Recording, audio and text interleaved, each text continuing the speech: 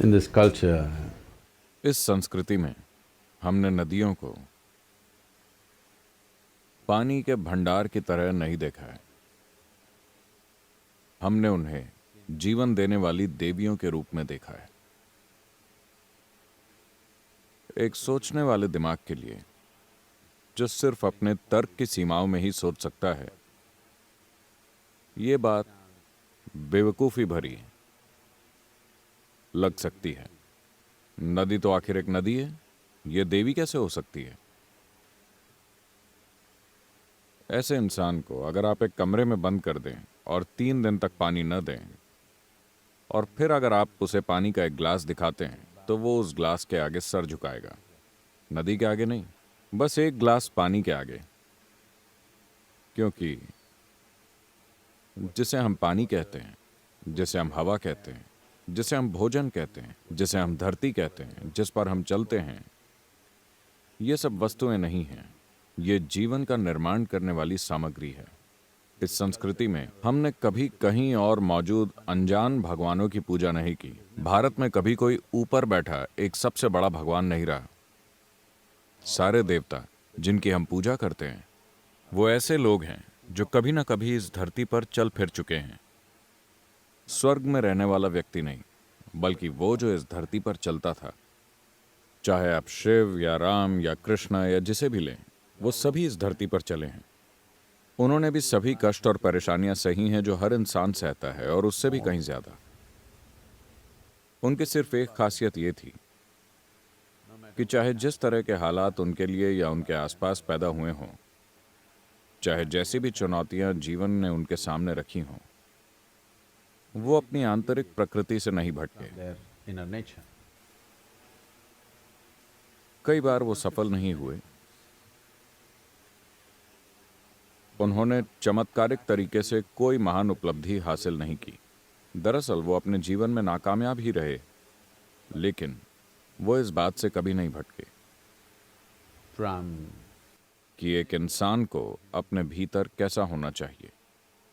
बाहर चाहे जो भी हो रहा था, चाहे जो भी उथल पुथल हुई हो, जिसे आप महाभारत के रूप में जानते हैं, वो शुरू से आखिर तक जबरदस्त उथल पुथल थी। हर तरह की चीजें हुई और अंत में एक भयानक और विनाशकारी युद्ध हुआ।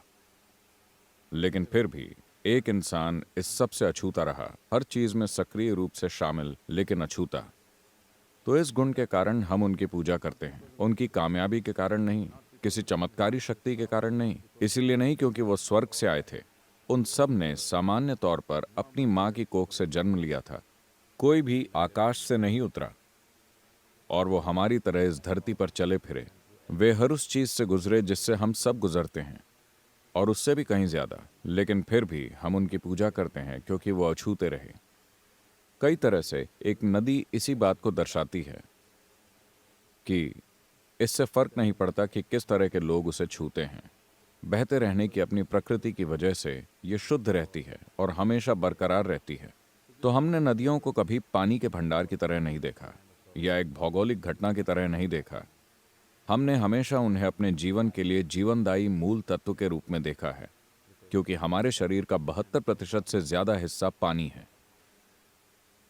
इस ग्रह का ही 70% से ज्यादा हिस्सा पानी है। अगर हम कहीं जीवन खोजते हैं, तो पहले हम पानी की एक बूंद खोजते हैं।